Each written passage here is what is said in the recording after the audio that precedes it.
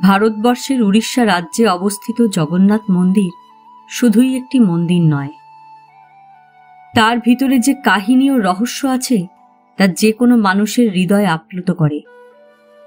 বন্ধুরা, আপনারা পুরীর জগন্নাথ মন্দিরের যে কাহিনী এতদিন শুনে এসেছেন, যেমন মন্দিরের ভিতরে সমুদ্রের গর্জন না শুনতে পাওয়া, মন্দিরের উপর দিয়ে পাখি বা কোনো প্লেন না ওড়া ইত্যাদি, আমি আজ আপনাদের আলাদা কিছু শোনাব। 2015 সালের 15ই জুন রাত্রির 12টার সময় সমগ্র পুরী শহরের আলো নিভে গিয়েছিল কেন? এটা কোনো বিদ্যুৎ বিচ্ছিন্নতা ছিল না। এই সিদ্ধান্ত বুঝে সুঝে নেওয়া হয়েছিল, কারণ ওই সময় জগন্নাথ মন্দিরের গর্ভগৃহে চলেছিল একটি বিশেষ প্রক্রিয়া। শোনা যায় ভগবান শ্রীকৃষ্ণের হৃৎপিণ্ড, যা শ্রী জগন্নাথের মূর্তির মধ্যে থাকে, সেই হৃৎপিণ্ড পুরানো মূর্তির থেকে নতুন মূর্তিতে স্থানান্তরিত করা হচ্ছিল। এই কথাটি শুনতে যতটা সহজ মনে হচ্ছে, প্রক্রিয়াটি ঠিক ততটাও সরল নয়। আজ আমরা জানব শ্রীকৃষ্ণের সেই হৃৎপিণ্ড নিয়ে যে রহস্য আছে, সেই লুক্কায়িত রহস্য সম্পর্কে। বন্ধুরা, যদি আপনাদের এই প্রসঙ্গটা ভালো লাগে তাহলে কিন্তু একটা লাইক করতে ভুলবেন না। আপনার একটা লাইক আমাকে অনেক সাহস দেবে এগিয়ে যাওয়ার জন্য। চলুন বাকিটা শোনা যাক। জগন্নাথ, যিনি জগতের নাথ অর্থাৎ স্বামী। হিন্দুদের 4 ধাম বদ্রীনাথ, দ্বারকা, রামেশ্বরম এবং পুরী। এই মন্দিরের উল্লেখ প্রাচীন গ্রন্থ যেমন ব্রহ্মপুরাণ, স্কন্দপুরাণের উৎকল খণ্ডে পাওয়া যায়। বলা হয় এই মন্দির সত্যযুগ থেকে আছে।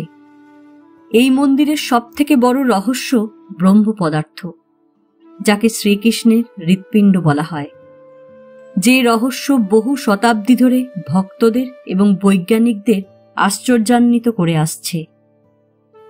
প্রতি 12 বছরে এই মন্দিরে জগন্নাথ, বলভদ্র এবং সুভদ্রার কাঠের মূর্তি সরিয়ে নতুন মূর্তি স্থাপনা করা হয়, আর পুরানো মূর্তির মধ্যে এক দিব্য তত্ত্বকে অত্যন্ত সাবধানের সঙ্গে নতুন মূর্তিতে স্থানান্তরিত করা হয়। এই প্রথা এত পবিত্র গুপ্ত হয় যে সেই রাতে সমস্ত পুরী শহর অন্ধকার করে দেওয়া হয়। কোনো ব্যক্তি মন্দিরের ভিতর যেতে পারে না। এই প্রক্রিয়া মন্দিরের প্রধান পূজারী করে থাকেন, কিন্তু তারও ব্রহ্ম পদার্থের রহস্য জানবার অধিকার নেই। তাই চোখে পট্টি বেঁধে, হাতে মোটা দস্তানা পরে উনি এই প্রক্রিয়াটি করে থাকেন, যার ফলে ওই দিব্য তত্ত্বকে তিনি দেখতেও পান না আর অনুভবও করতে পারেন না। প্রবীণ পূজারী, যিনি এই প্রক্রিয়ায় অংশ নিয়েছিলেন, তার কাছ থেকে শোনা যায় এই দিব্য তত্ত্ব হাতে নিয়ে তার মনে হয়েছে এমন কোনো জিনিস ওনার হাতে এসেছে সেটা লাফাচ্ছে, আর তার থেকে একটা বিকিরণ হচ্ছে তাপ, যেটা তিনি অনুভব করেন। ওনাদের মান্যতা এই দিব্যতত্ত্ব আর কিছুই নয়, সেটি শ্রীকৃষ্ণের হৃদয়, যা আজ 5000 বছর পরেও জীবিত আছে। আমাদের মনে এই প্রশ্ন উঠতে পারে, এটা কি সম্ভব?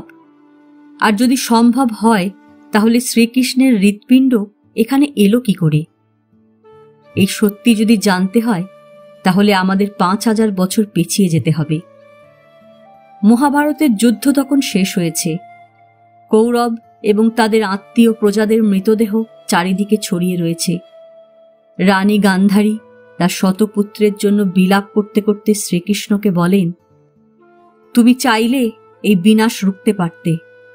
যেভাবে আজ কৌরব বংশ ধ্বংস হয়ে গেল, আমি অভিশাপ দিচ্ছি একদিন তোমার যাদব বংশ ঠিক এইভাবে নিজেদের মধ্যে বিদ্বেষ করে ধ্বংস হয়ে যাবে, এবং আজ থেকে 36 বছরের মধ্যে তোমার দ্বারকা নগরী জলের তলায় বিলীন হয়ে যাবে। 36 বছর পর গান্ধারীর এই অভিশাপ ফলে যায়।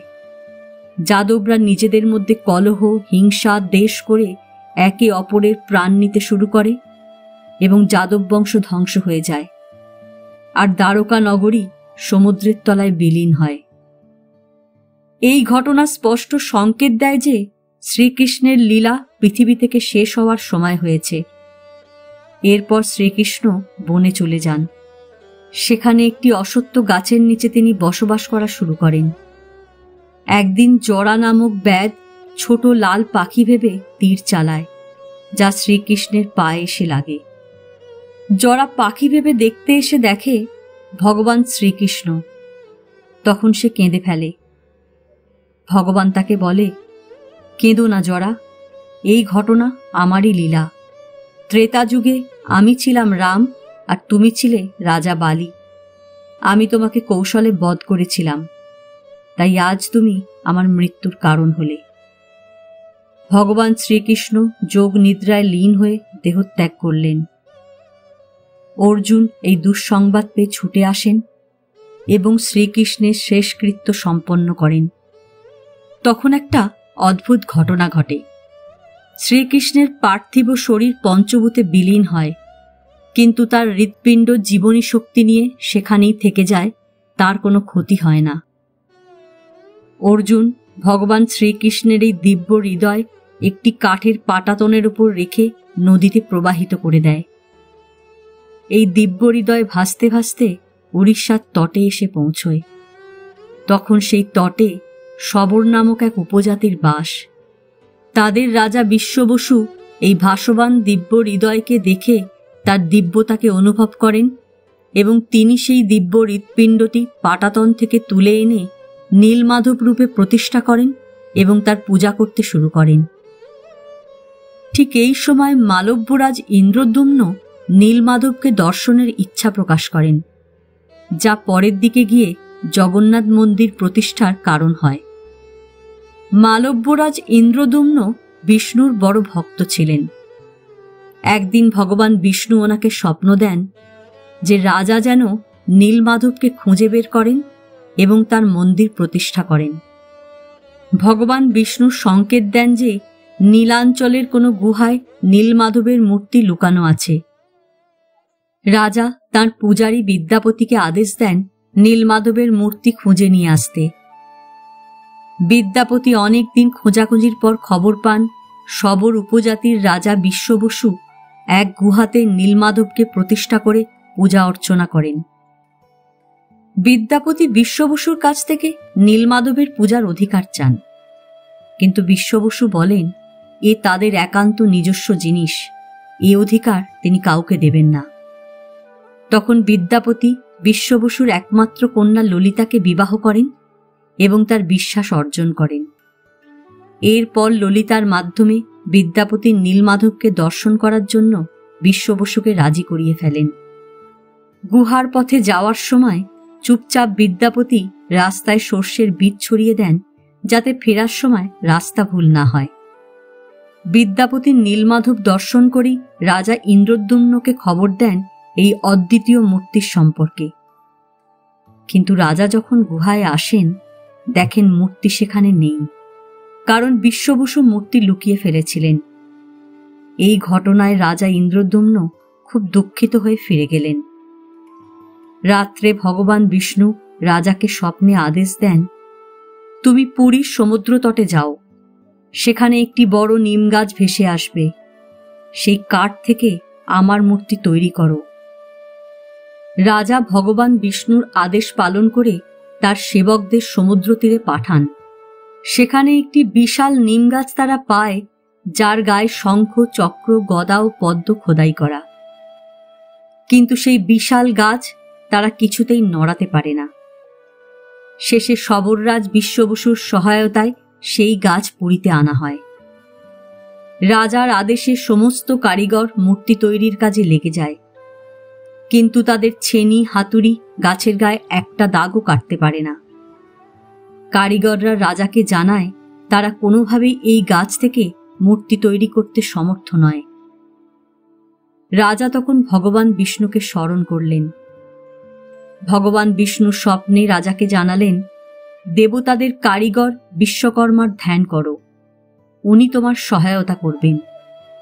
রাজা ভগবান বিষ্ণুর আদেশ পালন করে বিশ্বকর্মার ধ্যান শুরু করলেন। এর কিছুদিন পরেই বিশ্বকর্মা এক বৃদ্ধের ছদ্মবেশে রাজার কাছে এলেন।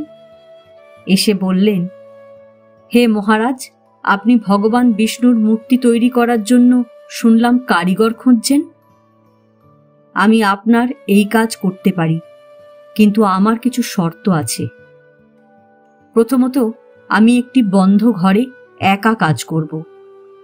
21 দিন ধরে আমি ভগবান বিষ্ণুর মূর্তি বানাবো। এই সময় কেউ ঘরের দরজা খুলতে পারবে না। যদি দরজা খোলা হয় তাহলে আমি মূর্তি অসম্পূর্ণ রেখে চলে যাব। রাজা বৃদ্ধের শর্ত মেনে নিলেন। খুব জাঁকজমক করে ঘরের দরজা বন্ধ করা হলো। প্রথম দিকে ঘরের ভেতর থেকে ছেনি হাতুড়ির শব্দ আসতে থাকলো, কিন্তু আস্তে আস্তে তারপর সেই আওয়াজ বন্ধ হয়ে গেল। 15 দিন কেটে যাওয়ার পর রানী গুন্ডিচা ভীষণ চিন্তিত হয়ে গেলেন। তিনি রাজাকে বললেন, মহারাজ, আজ 15 দিন কারিগর অভুক্ত অবস্থায় কাজ করছে। হয়তো তার মৃত্যু হয়ে গেছে। আপনি দরজা খুলে একবার দেখুন। রাজা রানীকে অনেকবার বারণ করলেন, কিন্তু রানী তার কথা না শুনে ঘরের দরজা খুলে দিলেন। দরজা খোলার পর সবাই স্তম্ভিত হয়ে গেল। ভিতরে 3টি অসম্পূর্ণ মূর্তি ছিল এবং বিশ্বকর্মা অদৃশ্য হয়ে গেছিলেন। রাজা খুব দুঃখ পেলেন।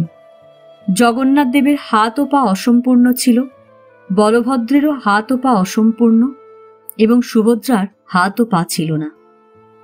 রাজা মূর্তির কাছে গেলেন এবং উনি আশ্চর্য হলেন মূর্তির ভিতর থেকে আসা হৃদস্পন্দন শুনে।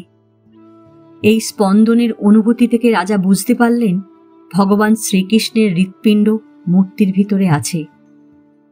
রাজা ইন্দ্রদ্যুম্ন একটি মন্দির প্রতিষ্ঠা করে এই 3 মূর্তি স্থাপনা করলেন, যা আজও পুরীতে জগন্নাথ মন্দির হিসেবে পূজিত হচ্ছে। জগন্নাথ দেবের দিব্য হৃৎপিণ্ড আজ 5000 বছর ধরে কিভাবে ঠিক আছে, কি দিয়ে তা তৈরি, বিজ্ঞান কি বলছে, আমি এই সব বিতর্কের মধ্যে যাব না। আমার উদ্দেশ্য ভারতবর্ষের বিভিন্ন মন্দির নিয়ে যে রহস্য বা মিথ আছে আপনাদের কাছে তা পৌঁছে দেওয়া। আজকের উপস্থাপনা কেমন লাগলো কমেন্টস করে জানাবেন।